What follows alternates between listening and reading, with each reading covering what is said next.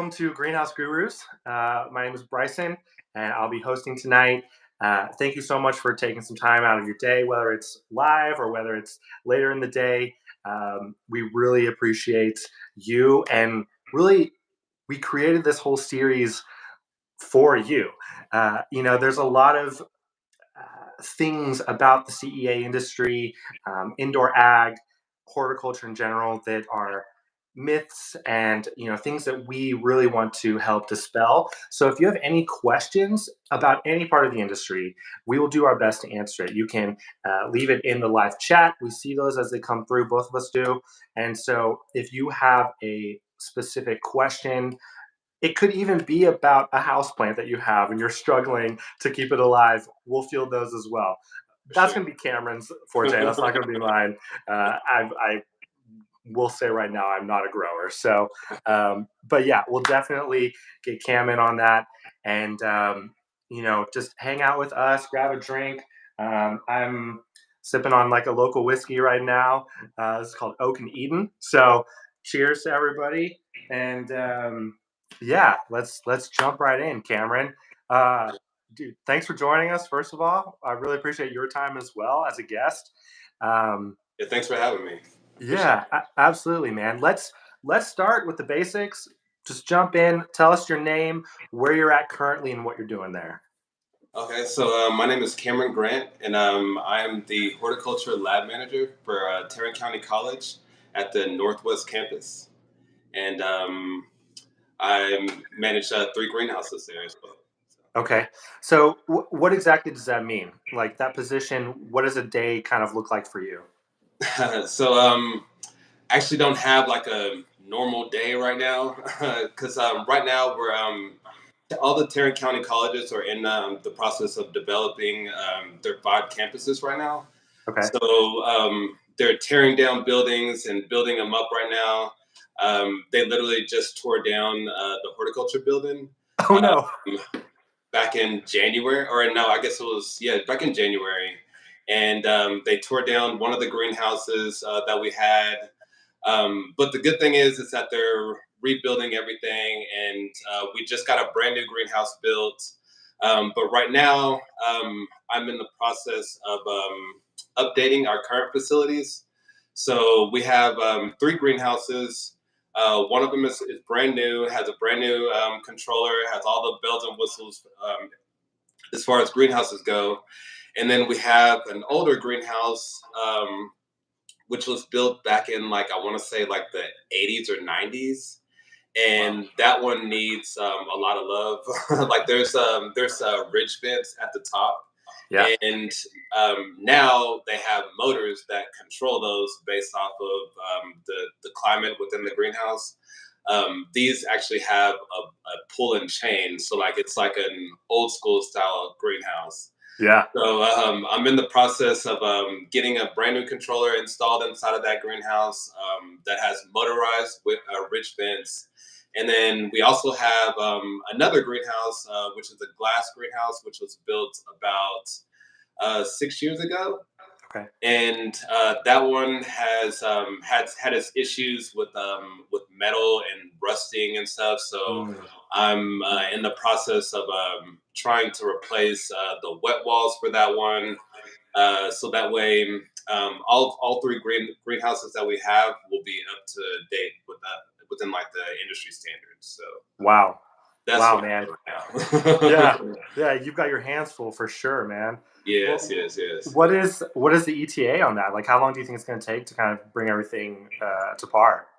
So I'm actually working with a company, Wadsworth, and right now I actually just emailed them today, and I'm working on getting all the paperwork figured out, and then once all the paperwork is done, then we should start refurbishing that greenhouse within the next month or so. Okay. Wow. Yeah, yeah, Congrats, man. yeah, Congrats yeah. on that. Yeah, that's big. Oh, and Um, also, I guess I should mention this too. I did just get a bunch of hydroponic equipment as well. So I have two NFT systems. That's nutrient film technique, which is where water runs through a channel and feeds the plant, similar to what Eden Green has, but just not vertical. Yeah. So I have two of those, which will hold 96 plants. Okay. And then we have two beta bucket systems that will hold 10 plants each.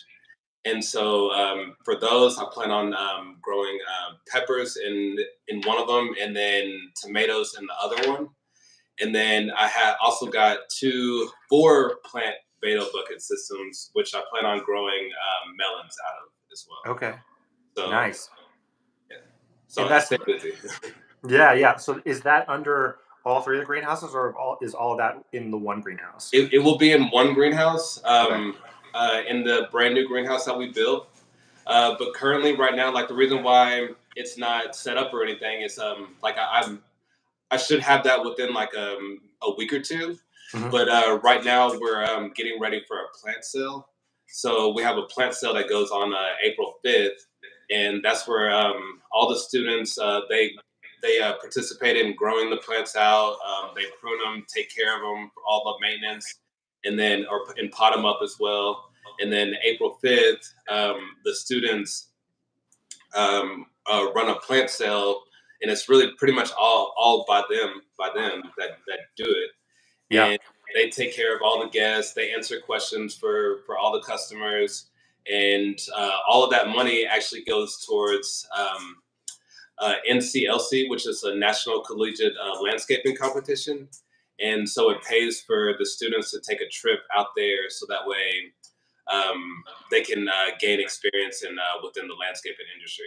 And I actually just got back from this year's competition last week. Nice. Nice. How'd they do? They did pretty good. We placed 30th out of 50 schools, and then two of the girls got first place in the safety competition. So All right. yeah, they were Nice, pretty man. excited. Yeah. Yeah. That's big news. That's big news. Yeah, it was So, cool. so as the lab, so you're the lab learning manager, correct? Right. Yes. Okay. So you're teaching these students as well. So not yet. Right now, my main focus is just trying to get the program up to speed to like where we actually can teach students within CEA or that want to pursue a career in CEA or pursue a career in greenhouse management or along those lines. I would say right now we're mainly focused on landscaping, but the plan is to kind of like broaden that umbrella, and then so that way more students can know about different areas of horticulture to go into. Very So, cool. actually, once the hydroponic stuff is set up, I do plan on teaching a class as well. Like I want to start off with the workshops, and then I want to build that class into our actual 2-year program. So Yeah, dude. yeah, Okay, I want to get into that a little bit later for sure. I want to get into the educational side of this, and yeah. you. So for those of you who don't know, Cam is an Eden Green alum. He worked at Eden Green for several years and as a grower, and so Cam, you've seen that side of things. You were there for some of the craziest like growth that we had as a company, literally and figuratively. And and so I'm interested in seeing your perspective from coming from a company like Eden Green and then going into the educational side, where you do have students, you do have a range of greenhouses. They're from the 80s to mid 2000s to a brand new eventually, and the different systems. And so I definitely I want to get back into that. I want to put a pin in that because I want to learn a little bit more about you. But yeah, I want to come back around to that. So um, if you would like, one of my favorite things is learning about obviously people's backgrounds, their career path, their career journey, um, because I often see that people don't end up a lot of times where they think they're going to, or the route that they took is not how they thought it was going to look. Um, Yeah. I know for myself personally, I started in entertainment, and now I'm working for a CEA company, which is a very strange shift. But I would love to hear from you. even, you can go back as far as you want, you can high school or whatever, but like, what has that career path been like for you, um, growing up and then getting into the field that you are now? Okay, so that's actually a pretty good question. I actually started growing plants whenever I was like 5 years old. My mom, she has a picture of me where I grew my first tomato plant, and I'm sitting in front of I'm sitting with a bowl of cherry tomatoes that I had grown myself, and I'm eating them, and that they were like the best things ever. But I actually did not touch a plant again until like later on in college. Okay. And honestly, I'm that's a whole nother topic as well because plants get stopped or plants are not taught.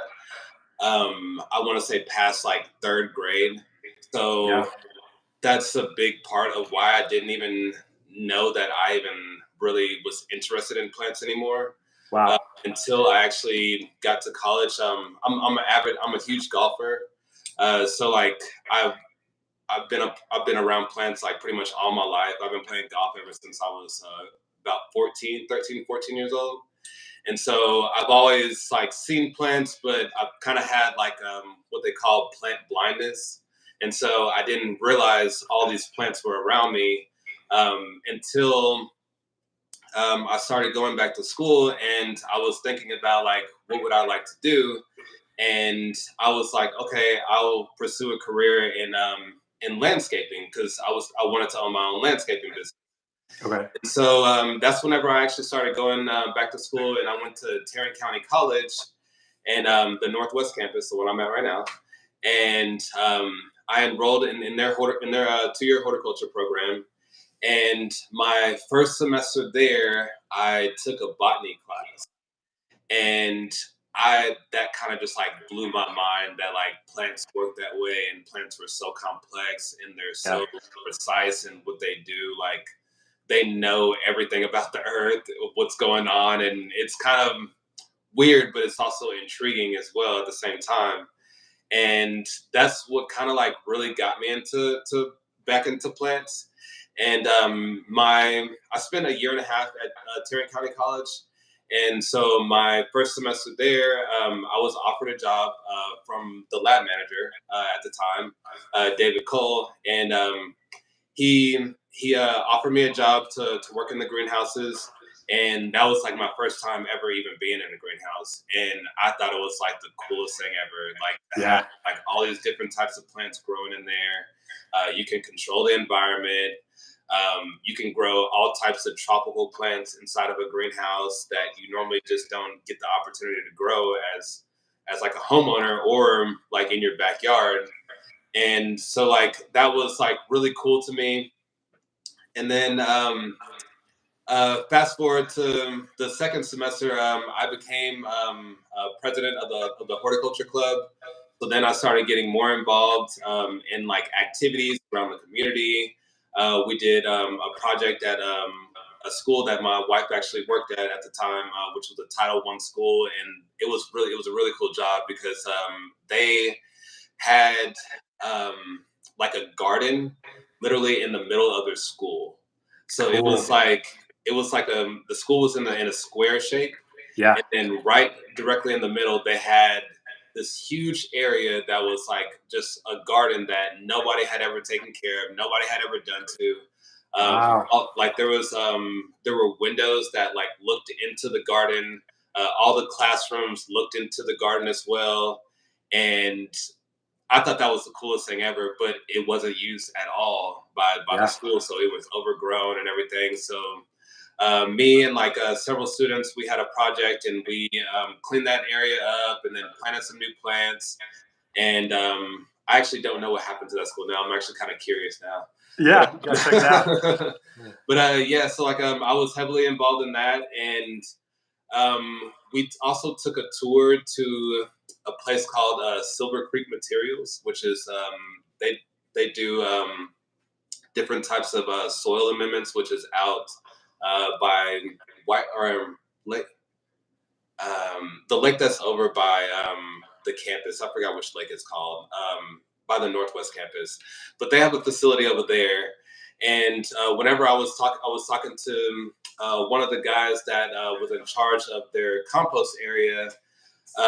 He was like telling me all this different stuff, and I was asking him like a whole bunch of questions, like a little kid in a candy store, just just picking his ear. And then he was Yeah. like, you know what, like like I really think that you needed to like pursue higher learning because like you're really interested in this kind of stuff.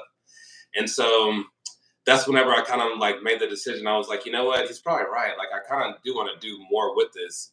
And so that next semester I enrolled in a lot of other different classes so that way I could meet like the prerequisites because I wanted to go to Texas A&M. And so I completed all my classes, and then I got accepted to Texas A&M. And whenever I started going there, I worked in the I was offered a job in the plant breeding department, Oh, cool. and that was like really eye opening for like the food industry and like what really goes into our food because I worked for a breeder, Dr.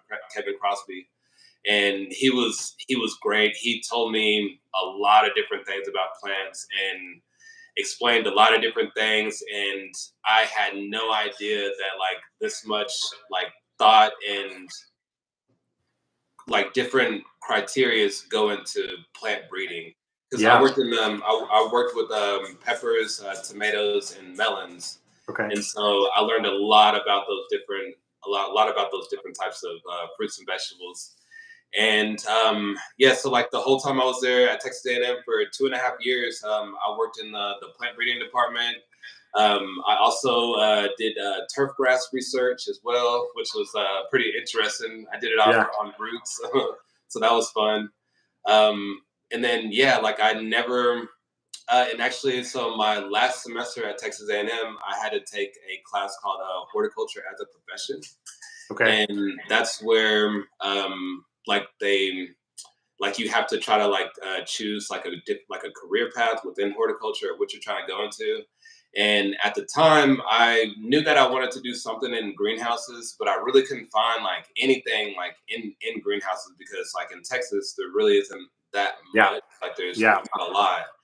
And one night I was just doing research on this paper that I had to write. It was like a 4 page paper about like what I want to be when I grow up.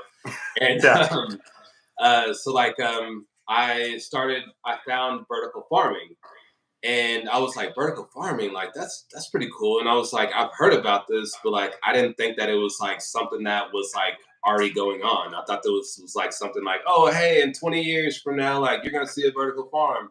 Yeah. And so I went down this rabbit hole. I probably stayed up to like 2 a.m., 3 o'clock in the morning.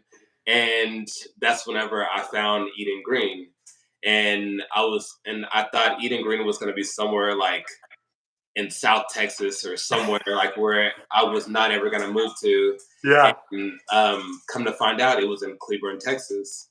And that was like a game changer for me because at that moment, I literally put everything into pursuing a career at Eden Green because that's where I wanted to be at. I knew that like I wanted to be with Eden Green because it just what Eden Green does Yeah.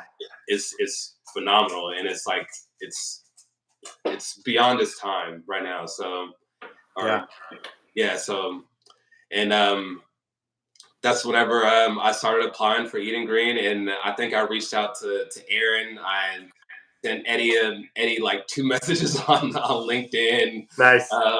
Like yeah, I was really trying to work there, and actually Caitlin is the one who called me, I believe, and she was asking me which position I wanted to work in because I applied for like an IPM specialist. I applied for the grower. I Yeah. applied for Yeah. like a tech. I applied for like an internship, and it was like, okay, which one do you want? And Yeah. I was like, I just want in. That's all I want. That's all I want. Yeah. And next thing you know, like I was interviewed and I was offered a job, and that was like one of the best things ever. And Yeah. I'm very thankful for it as well. So Dude, So it's that great. is wild, man. That is wild. And so, from when you plant, like first planted at 5, and then to when you started going to college, how long of a time gap was that? Like, Ooh, that was about 28 years from okay, then. Yeah, because yeah, so I did go to school at Southern University in Baton Rouge, and I was actually pursuing a bachelor's in marketing. no way. But then, yeah, yeah. So, yeah, marketing and marketing. That's Yeah, right. That's yeah, right. That's right. That's yeah, right. yeah, But then Hurricane Katrina happened, and then I ended up moving back home, and I kind of stopped really going to school because I really didn't even know what I wanted to do. So like I kind of just like started going into like different jobs. Like I sold cars for a while. yeah. I actually worked for a couple of golf courses. I worked for Dallas National. I moved to Miami. I worked at Doral for a while. And then whenever I came back from all of that, I actually worked for a fracking company, which I know is like completely opposite of what sustainability and everything. But I mean, Yeah, yeah, that's what I did, and I actually learned a lot. And I'm actually more conscious about the environment because of something like that. So I yeah, don't take it anything. I don't take my life lessons as like anything bad. I take it all as like learning lessons, and yeah. when life is learning. So Absolutely, man. And like, no matter this is like for me personally, no matter how crappy a job is, there's always something you can like walk away from it that's positive, that can help oh you. yeah, And I think as long as you have that mentality, you never really lose out, because even if you're unhappy or if it's not the best situation, there's still something to learn and that you can take with you as you keep going. And that's kind of like that full circle cycle that we see happening sometimes. Well, we see it a lot of times with people in their career and their journeys. It's like you went through this one thing, you learned about it, and it shaped how you went to your next job, and then it shapes and it keeps going, and then you end up where you're at. yeah, And yeah, I love that. uh Christian Camacho, community college is where it's at. Yeah, let's go, man. yeah, yeah. Honestly, I think this is like my own little personal tangent, but I think community colleges are awesome. I think it really allows people to focus on things that are really important. Like when they understand, like this is what I want to do, this is where I'm going, this is my path, and maybe it could even be like later in life. I love community colleges, and obviously it's kind of full circle for you. Like you went to TCC, and then you kind of did some other things, and now you're back to CCC, but like as an instructor, as a teacher, as someone developing a program for them, and I think that's awesome, man. I like that is that full cycle journey as well. Yeah, it is. Yeah, yeah, I think that's pretty incredible, man. Where did you grow up? I grew up in Arlington. In Arlington. Okay, yeah. So I'm familiar with Arlington. I lived there for a couple years, but for those who aren't familiar with it, it's really smack dab in the middle of like Fort Worth and Dallas. It is kind of equidistant to both metroplexes. Um, but I want to touch on something that you mentioned earlier about how after a certain grade and a certain age, they kind of don't really teach about plants anymore. Um, and I think that is such a such an interesting thing, because in Arlington, especially, or like in these cities, there isn't a lot of opportunity to go into agriculture. Um, like you're saying, you can go into landscaping, you can maybe work for a nursery. Um, but, I grew up in DFW my whole life, and, there aren't a lot of opportunities. I didn't even, same thing with you, I didn't even know CEA was a thing. I didn't know vertical farming was a thing or indoor farming was a thing literally until like 5 years ago when I started working for the company. Yeah.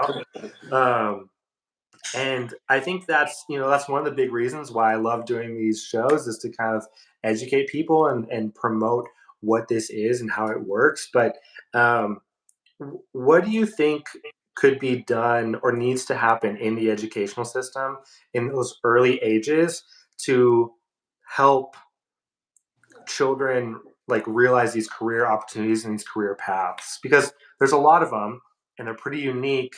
Um, and with CEA in general, it's a growing industry. It's a new industry. There's a lot of opportunity there. So, in your personal opinion, what do you think kind of needs to happen in Mm. like those early ages? So I think that it for sure should go beyond growing a bean, a bean plant in a bag. Yeah, My daughter did that, and that's actually like a really good question because I think it's just more exposure to plants. Like I feel like plants should be in all classes, like as far as like your history classes. I feel like it should be involved in your science class. There's a lot of different things that you can do with plants to learn. Like there's soil science. Kids can learn about soil. Like kids love playing in soil in dirt. yeah, So, and yeah, I mean that I feel like that's like a really big thing.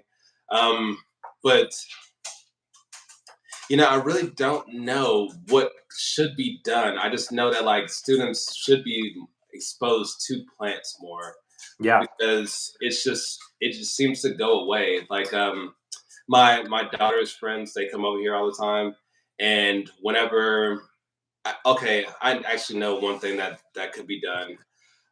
School gardens. I feel like that should be like a really big thing. Like as far as like there should be something like to where like every single school has like raised beds to where they grow fruits and vegetables, and the students can go outside and they can actually pick their vegetables and they learn from yeah, it.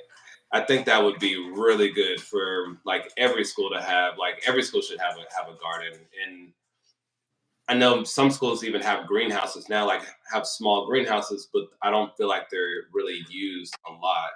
yeah, But I feel like that would help out a lot is by having like some type of like garden at every single school.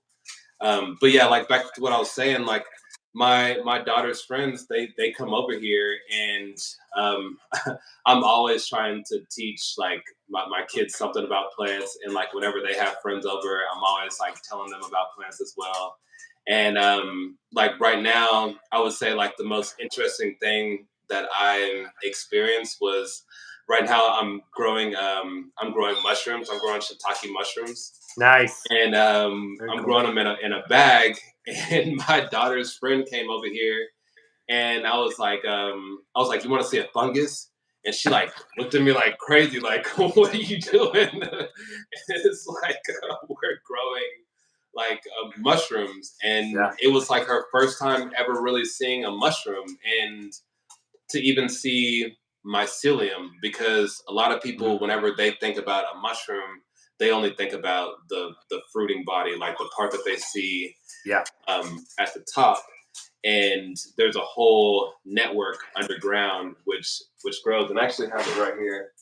yeah. Let's go, let's go. Show us what I'll you show got. you. I'll show you. Yeah, So it's right here. It's this bag, and it's shiitake mushrooms, but yeah, all of this is the mycelium in here, and this is a part of like it's a part of a fungus that a lot of people don't even realize happens. They yeah, only think about the fruiting body because like I talk to a lot of people and they say, and like whenever I get like asked questions about plants and they say like, oh, we have this mushroom growing in our pot, or we have this mushroom growing in our garden. So what should I do about it? And like they like remove the fruiting body, the top yeah, part, and it's like, well, that really didn't do anything because it's all underground. so yeah, it's, yeah, so I feel like there's a big learning curve, not just from children, but all the way to adulthood. Like I think everyone from the age of 5 to the age of 35 or 45, 55 should know about plants because they play a big part in our life. yeah, And I even think that if more older people were to get involved in plants, and I think younger people would get involved as well, because a lot of kids like spending time with their parents yeah. and or grandparents. And if they were to do more stuff like that, I feel like they would be more inclined to pursue plants. In my And Yeah, there's so many good things here. Okay, so I love the idea of like a community garden because not only are you teaching, but you're also feeding, and it's creating Yeah. that fresh produce for people that might not have access to it. That's an incredible idea. Um, and then also, so Christian said more internship programs, greenhouse field trips. Oh yeah, Um, absolutely, Christian, for Y- sure. Yeah, yeah. I've I've started doing. We have two slots a month at Eden Green where we bring in field trips. So typically it's like around 15 kids at a time, high school, middle school, college, even. We bring groups in, show them the greenhouse, just expose them to it, like you're saying. Um, and because education is a really important part, I think, of this. And what you're saying, where it's like these are there's so much to learn from plants and about plants, and it creates a curiosity, which I think is really healthy as well. I know for me, I have that app on my phone called Seek, and it shows you insects, plants, anything. You take a picture of it, it tells you what it is, and I always have my phone on me, and I'll just go around and see something unique and be like, "Well, that's interesting." I'll be curious about it. I'll learn about it. And even with my wife, we have this interest in foraging. We've never foraged. We've tried. That's cool. Yeah, but the idea of being able to identify things that are just growing around you, it's all over the place, and some of it's edible, some of it isn't, but it's having that curiosity. And something too that I find great for children is like it teaches patience. You know, Yes, yeah. like these things are alive and you have to treat them as such and you have to take care of them, and oftentimes a growth cycle is weeks to months to years, and it teaches that it helps show that like the instant gratification isn't there, but when you put all of your time and energy into this thing and then it does grow and does produce, the reward factor is so much higher because you did that you It's know exciting. It's an yeah, exciting thing. yeah. For I sure.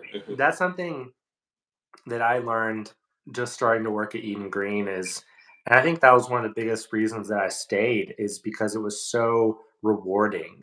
And even in our situation and our setup is a little bit different than a lot of others, but it's almost daily affirmation that we're doing something right.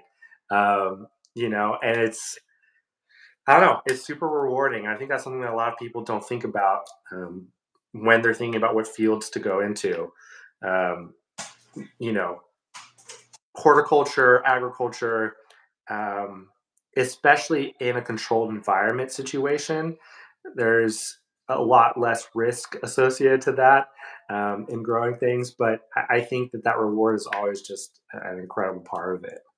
Yeah, it is. That was actually one of the reasons why I actually started working there was because I wanted to do something positive um, on Earth and feeding people and helping with that with like food deserts and food insecurities. Like I Yeah. thought that was like a powerful thing, and I'm grateful for that opportunity that I got Yeah. to do. So Okay, well, we're gonna do something fun here, real quick. We're gonna do a giveaway. So, anyone who's watching, we are going to give away an Eden Green swag box and some produce. So, the way this is gonna work is Cameron has a question. I have no idea what the question is. We talked about it a little bit earlier, but I don't know what he's landed on. But he's gonna ask a question, and the first person to answer correctly, either in this chat live or in a comment afterwards, will get this swag box. So, Cameron, do you have a question? I do. I do. It's a Okay. plant question. It's a plant All right. identification question. Hey, let's go. All right, take it All away. right. Okay. What is this plant? Hope it shows up clear. Yeah, yeah, Yeah. I see it. All right, everybody. What is this plant? Take a look. All right, first person to write the correct answer in the chat will get the swag box. Is that There you right? go. There you Yeah, go. Christian? Awesome. All right, Yeah, I'll yeah, look he's her on up. it. Yeah. Yo, congrats, Christian. Okay, this is what I need you to do, buddy. Master my space, very close, almost got there.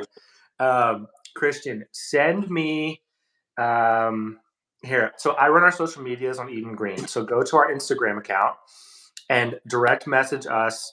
Tell us that you won the swag box at the Greenhouse Brewers giveaway, and I'll be the one answering you. Shoot me your address, and I'll get a box made up for you and shipped out next week. All right, Tony, a weed.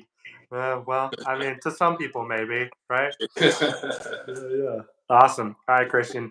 Let me know if you have any questions. Congratulations on the victory. It's all yours. Congrats. Yeah. Congrats. um, so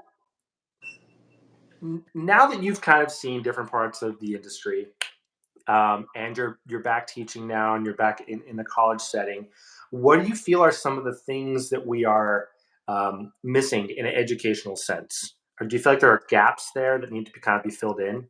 Absolutely.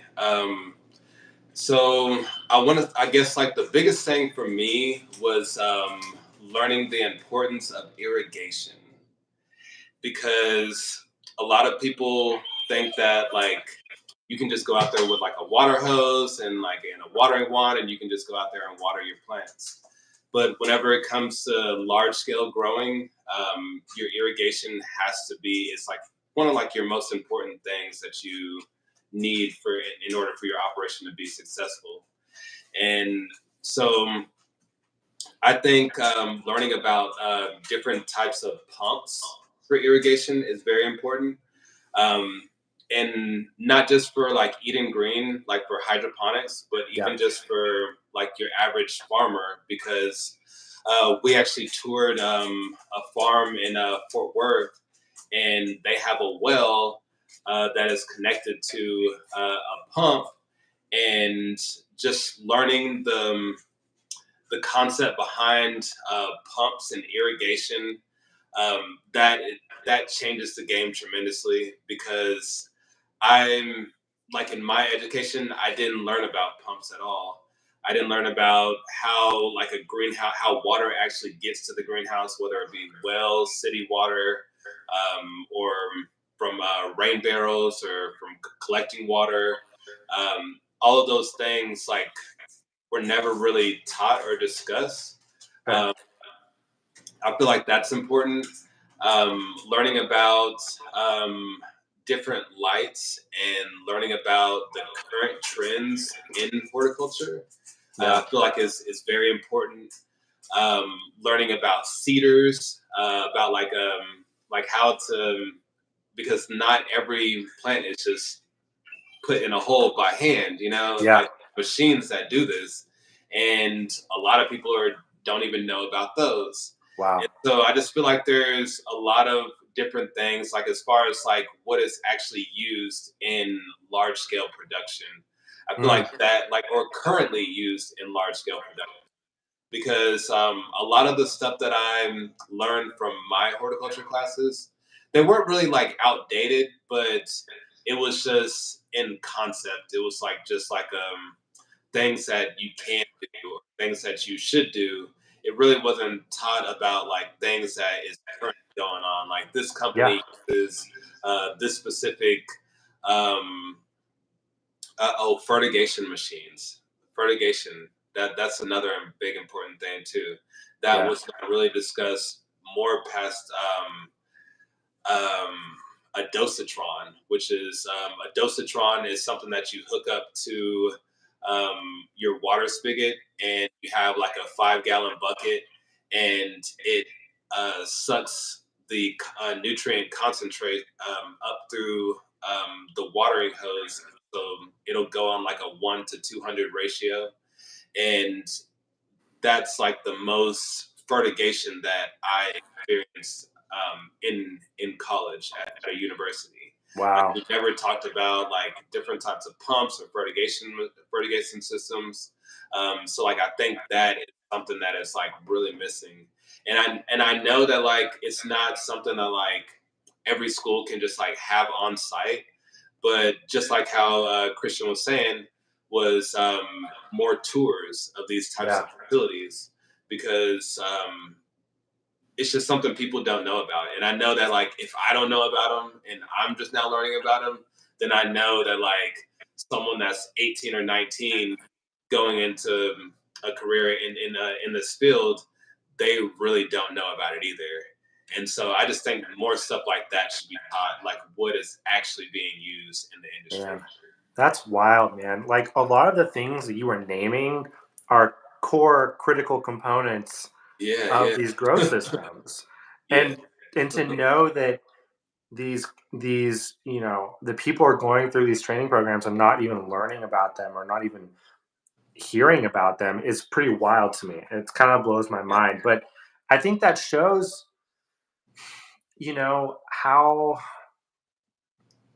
how quickly agriculture is progressing. I feel like, yes. there's been so many innovations over the past 1 to 2 decades, really, that have just sped up this process of modernizing agriculture and horticulture, and it's almost hard to keep up with. Yeah, for sure. And I was gonna say that too. Like, a lot of this stuff is new. Like CEA is new. Like, so like grow lights really have not been used besides like fluorescent lights or high pressure sodium type of lights, and that's pretty much like the light bulb on the street corner. Like that's Yeah, a high pressure sodium light. yeah, And besides those two forms of lights, like LEDs, like yeah, we talked about them, but there's so much that you can do with the LED light now. Like you can individually control each diode to get the perfect spectrum, yeah, and there's it's just crazy what you can do now. But I mean, and I really don't blame like the school industry. I just think that there needs to be more collaboration between schools and the industry, so that way the the private sector, I guess, can relay these teachings to the like schooling for yeah. the That's sector. Dude, that's so true, and it's mutually beneficial at that point. Yeah, You yeah, have all these companies, all these private companies that are struggling to find talent for their businesses because people don't know how to operate the technology that they have because it's not being taught because they don't know. It's kind of this like trickle down effect. yeah. Yeah, yeah, that's a really great point. Is collaboration between kind of the private and the education sectors. I think that's huge. I think that's huge. Well, dude, as crazy as it sounds, we're about to wrap up here. We only got a couple more minutes. Dude, it flew by, man. It I really know, man. I can talk more. yeah, yeah, dude. We'll have to get you on again a little bit farther down the road, and we can just Yeah, keep for keep sure. going on this. Yeah, Um, absolutely. but I always like to end with this question. Um, what what do you see? It's kind of a two-parter. What do you see coming in the future of agriculture, say in the next like 5 years? And then also, what would you like to see happen in the next 5 years? Ooh. Um, in the next 5 years, I see more vertical farms popping up within urban developments. Um, I also see the change going from, I guess, manual labor to more mechanized labor, like by using machines and different types of computers and harvesting equipment, which I think is great. I think that's a really cool thing because I feel like that will, because like going back to education and kids, um, I think a lot of kids are interested in computers and robots and different things like that. So I think that is only gonna like help gain more interest from younger people because there's robots and people Yeah, want to go into engineering. Um, and what I also see happening is I see agriculture engineering being a thing, like a larger thing within mm, the industry. If it doesn't happen, I would like to see that happen yeah, because I think that you could gain a lot of students from agriculture engineering because the way things are going, like I was actually talking to my wife whenever I was working at Eating Green, and I was like telling her like, like I really don't even work around that many growers. Like there was like 5 growers, and then like there was like engineers everywhere, Yeah. and like so like I feel like that is going to be like a big shift. Like you're going to start seeing more like agriculture engineering companies coming out. So Yeah. that's my prediction for the future. Nice. Nice. I'm gonna rally these down and put them on my prediction board, and Yeah, yeah, you yeah, know, yeah, yeah. yeah, we'll see what happens. I think you're right on a lot of those things. Um, Last but not least, obviously people can find you on LinkedIn. If someone wants to get in touch with you, maybe they have questions, or just want to connect, how can they find you? Yeah, so you can look me up on Instagram. My name is Plant Man Cam, Plant Man Cam, Nice. or you can um, look me up on Facebook, Cameron Grant. Um, you can find me on LinkedIn, or if you really want to, you can come down to TCC and you can meet me in person, and Hey, I'll there you give you a go. tour of the greenhouses. So, Heck yeah, man. Dude, Cameron, thank you again so much for your time, bro. It yeah, was a thank you, Bryson. pleasure. Flew by. We'll get you back on here soon. And For sure. yeah, dude, man, just thank you again. And thank you for everyone who watched. Thank you Yeah, for everyone who commented. Tony, Megan, Christian, Shayla, we see all y'all. Thank you so much. And hope everyone has a good night. all right. See you, buddy. All right. See you later, Bryson. All right, bye.